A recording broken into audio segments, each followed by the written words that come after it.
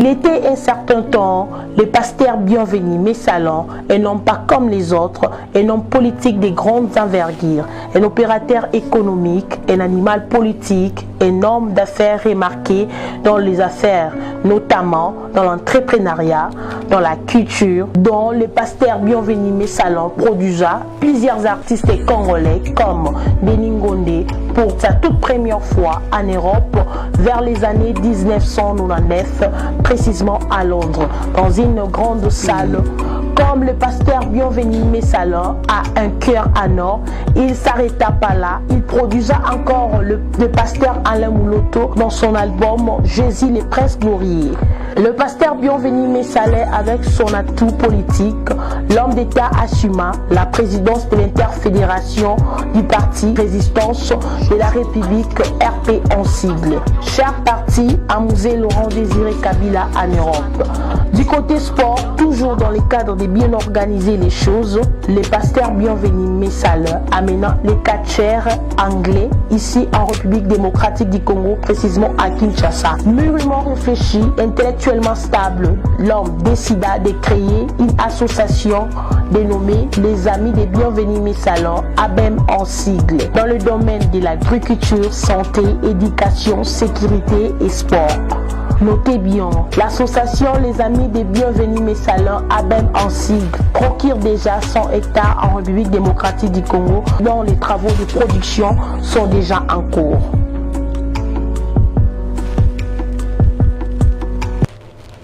Bonjour, welcome sur Welcome TV. Nous sommes en direct ici à la télévision. Que Dieu vous bénisse. Alors, merci beaucoup, Nabandeko, Bazola, partout. Alors, les vraiment beaux, on se peut la nouvelle mora bien zali. Avant tout, on a une vidéo à moi, on a vu Jeamie TKV. Donc, troisième combat, il y a bêta qui sur le lobby. Non, c'était les dimanche passé. Tout ça, il y a bêta qui sur le moto. Le arrêt arbitre, donc, t'es KO Kaka. Donc, tout le monde, bon, on a besoin de la vidéo after this video. Thank you.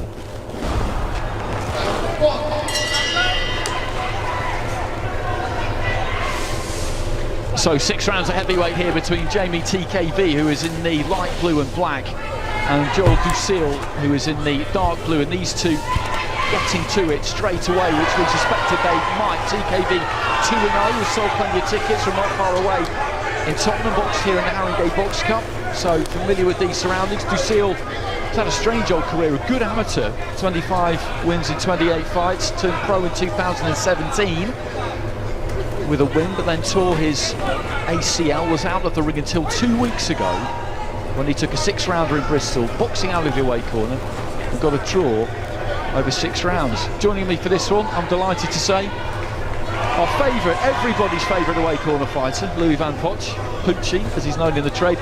You saw Joel Ducil in Bristol a couple of weeks ago, and what's he like? He seems pretty capable. Yeah, I watched his, like I said, it was his first fight back for a while, and he actually really impressed me. I saw him backstage, he looked quite amped up and quite very nervous. I think that must have worked in his favour. That day anyway.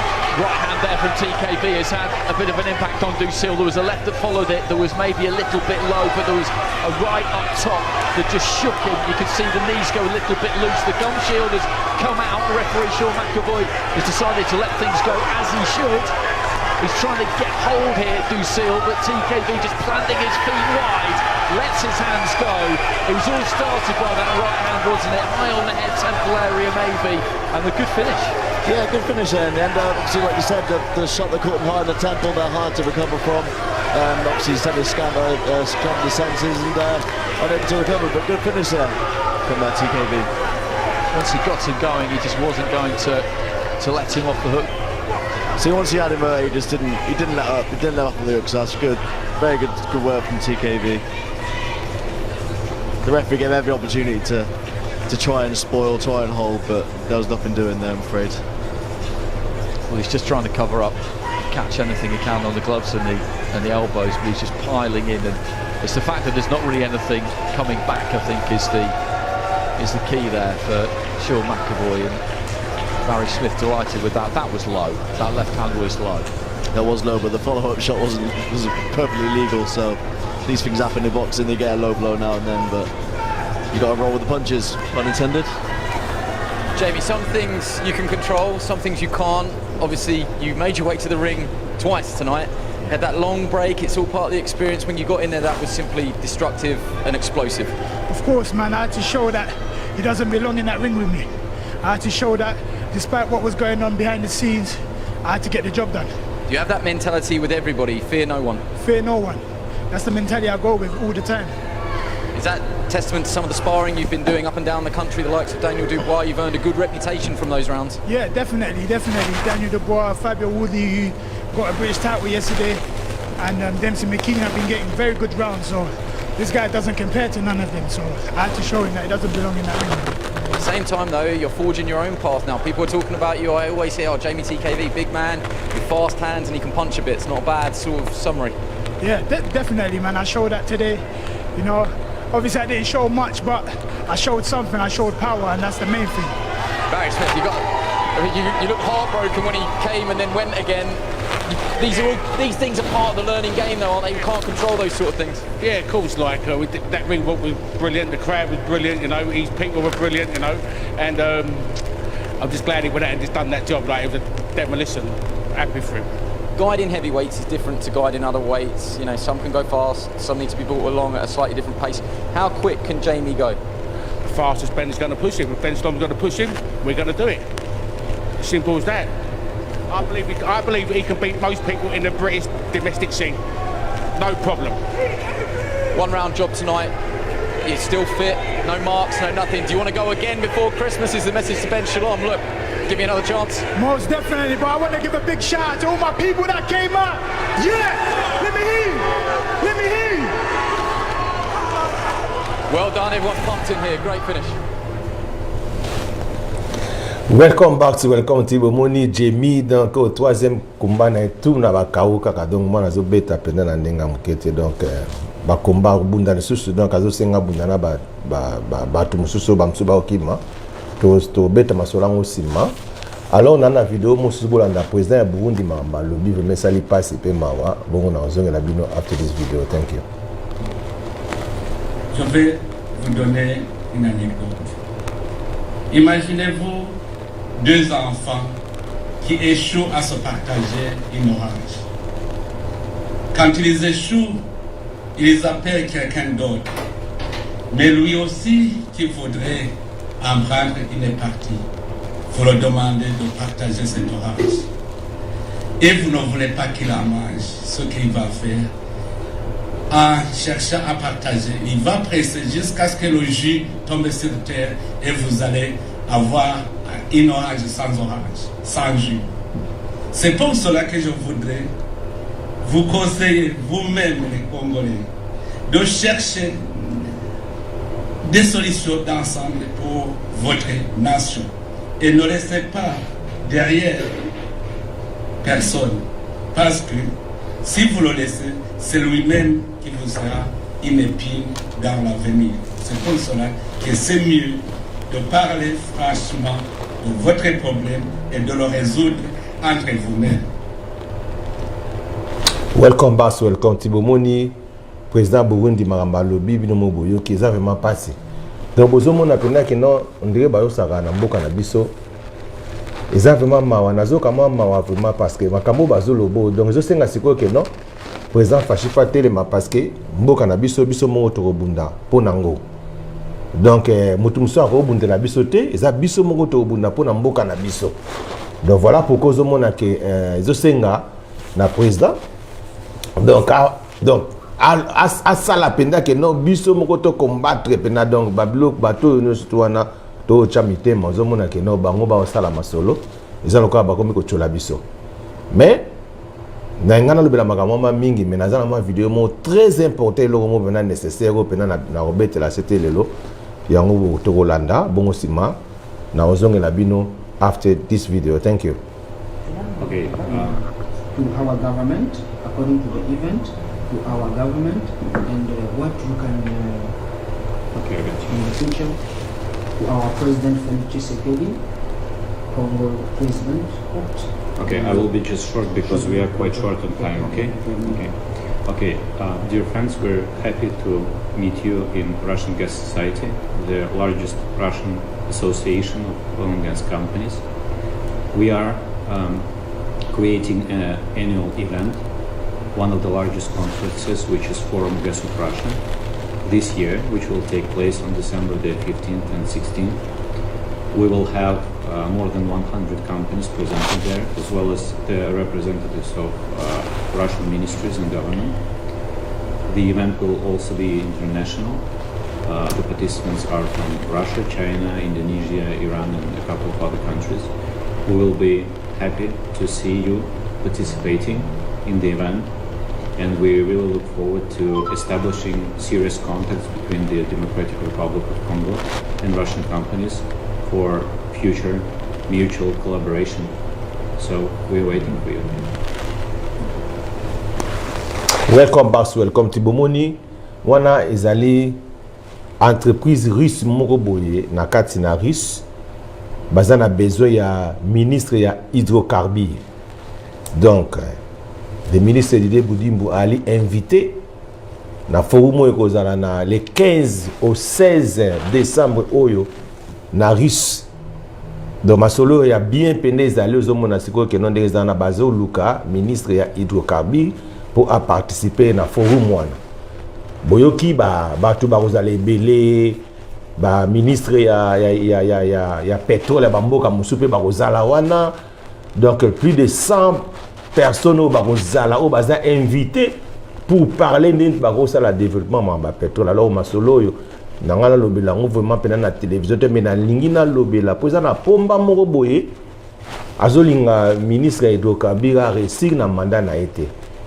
Yango na lobby quand même moi muke mone loko yo na obina laksi bino boye bato na ba risque bazo ba bato osakalate boye bi ba risque ba bato yo na monde lelo za bango basimi masolo bomoni risque azoloba eza na kata Angleterre te malgré masolo ngo eye na kata Angleterre ba pesinga na Angleterre ba ebisi bato wana donc entrepreneur wana donc compagnie en gaz wana baza na besoin ba osala ba masolo na bamboka nyo surtout baza pe na besoin que non Congo pe ba soutenir pe Congo siko ba bi que non kutana na pasteur bienvenu yé aza mieux placé pour na relaxon nzela pour na la sabino nzela pour na bomo na ministre ya hydrocarbures pour na bosala masolo wana ba ko le repa na yote ba ko le repa musu tenzamba poni ba le kana nzela nanga ezala ko mabete na ndenga mabete nazolo ba bino ke non masolo ezala masolo ya niveau likolo azala biso peut-être boko kota na internet bo beta banini e osimba nango te parce que o eza niveau mususu eza parce que muta pesi ngango eza muta niveau likolo ngape sikoyo na yeko zongisa avanas koloso na ministre na lingi population yeba ezala pomba moko na bombi na komba na e azolinga ministre hydrocarbures a récité pour l'instant de comment on a bon poni baton poni ba komeli ka ministre mbala monte na Congo mais masolo ningeza na expliquer bino bien bata Afrique na solo pe na bandeko musu na Afrique lobby o bazana kata ya ba ministère musu na biomoni na poto awa ba homme d'affaires ba affairiste batu oyo basala makambu na bango oyo basala ba makambu na bango donc bato ya mbongo o balinga ba yebi ke bako sala faire na Congo te parce que Congo pour le moment za zone rouge de zone rouge là c'est la zone oyo boko kendete eza zone o boko chama kolote eza esika o soko ko sala business na yo mbongo nego beba eza esika oyo donc Congo za na témoignage ya mabe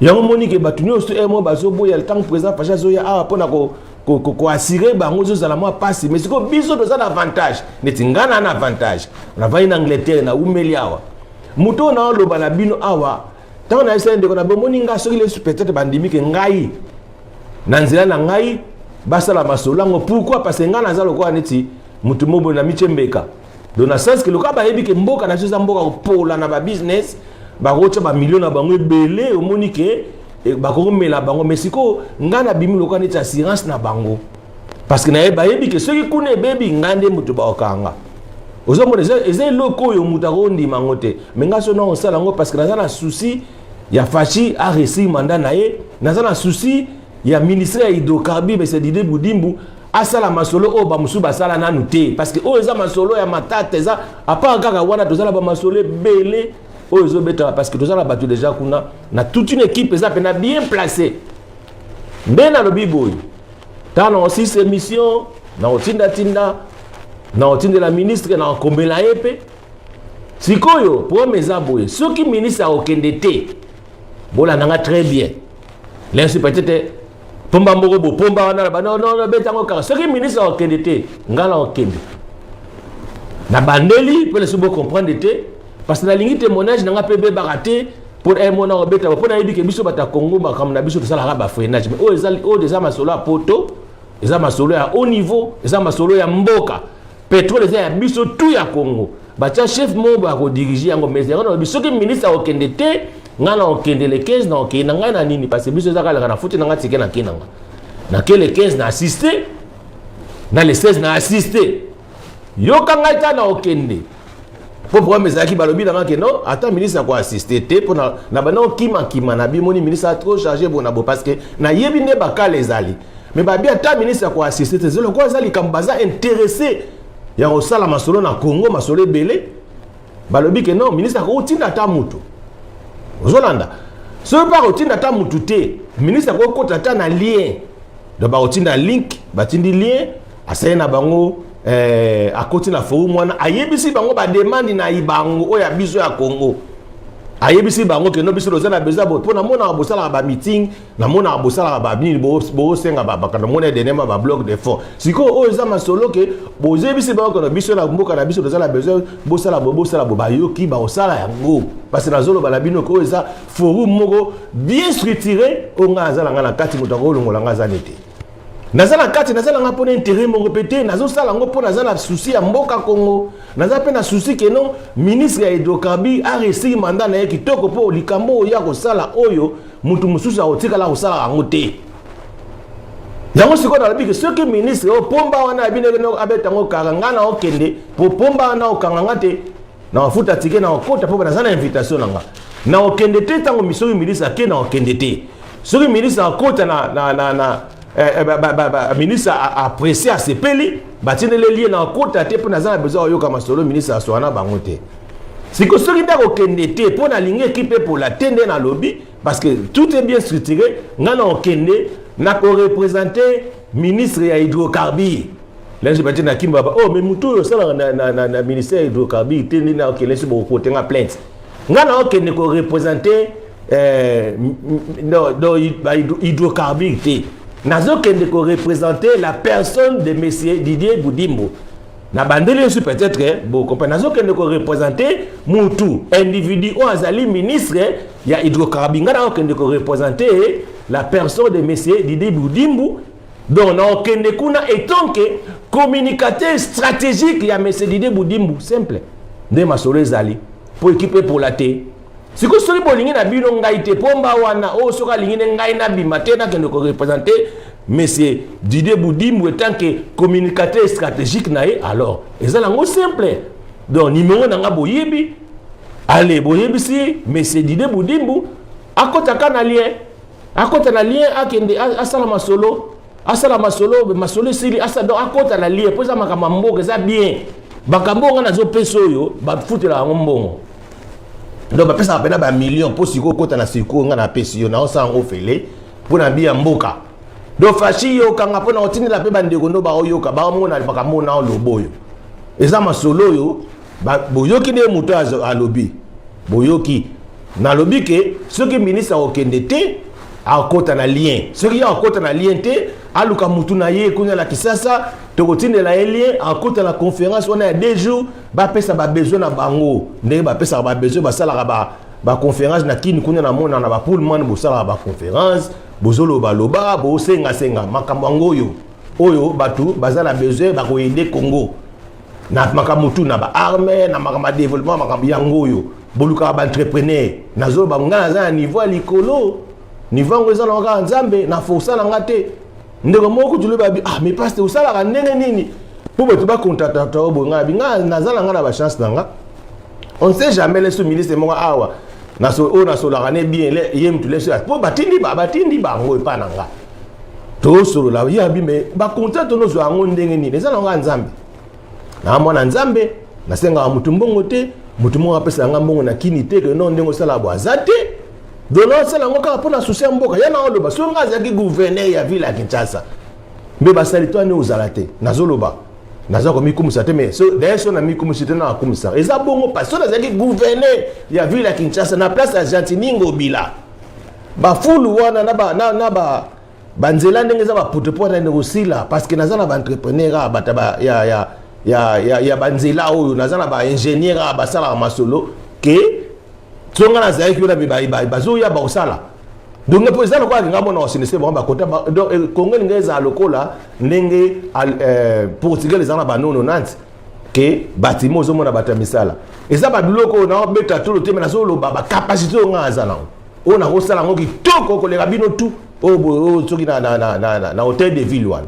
yango na yebiso ke na ministre hydrocarbures masolo eza bongo bino bato boza na kati ya ministère ya hydrocarbures donc boluka ndeni bo sala bo s'organiser pour na ministre soka olinga azo invitation batine l'invitation yena groupe na yena na risque kuna a participer batine invitation akoti soki ministre ko yatene na lobi ke no boyebisa ministre akota na lien akota na lien pour asala masolo ngai pe na oyebisa ngai me na zolo bana bino liboso pour na respect na lingi mokile yeba parce que to boyi oh non yebaki makambo bomba to lobi yango na TV nanu pe awa to lobi yango na TV pour ça ko banga boy pe le ki trop to sa ba ko bata ma pe le ki trop to kutana na bakali pe boy le ki pe trop to lobi na TV yo pomba ozo freiner laisse bon moni passer à zolo na lobi pomba ozo freiner que ministre a récité parce que na lobi atako de mutu anga zape na mayelo zate bozo banga nini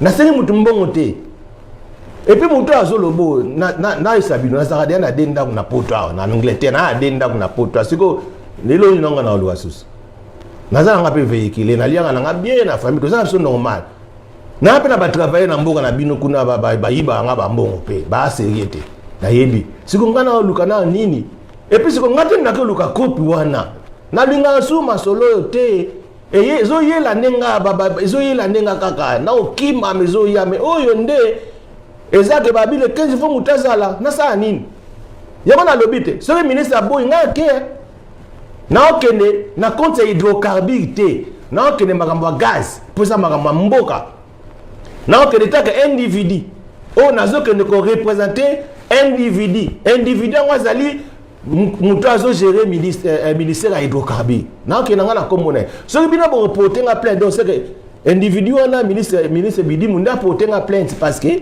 na ke représenter ye atindi ngate patini ne pengate na lobi ke na okenda ngo parce que dans la boye équipe pola tombo na kana ba télévision bato ba petit musu tombo na ka bimio no ngana zali communicateur fashi tinda bango fasha noma bango wapi mais ça la communication fachi aloba makamba fa anga pena makamba fashi fasha tinda nga rien de la même manière aux makamba mboka Congo eza makambo ya pétrole intérêt ya biso ba congolais et puis to bombo ande ba Rwanda ba osakana biso siko ba risque siko tant yo kasi ba risque tant ba osa masolo na biso pétrole wana bi na linga mpwani po ba risque ba masolo na biso pétrole yo kasi ba linga su ba Rwanda ba sakana biso ba aussi sangote o moni siko kozonga na telemeli solo o moni siko kozonga na bike so ministre aketenga na okende o moni ke kozo na telemeli kambo ke no il faut na kota likamu tina suka jusqu'à ce que ministre fa zwango po déjà neza po moni neza zonga na ke tamba makambe bandoke nango il fait son akay pa ye moko misedidi Budimbu son akana maboko na ye ata na kodi sinani zonga na maboko na ye kaka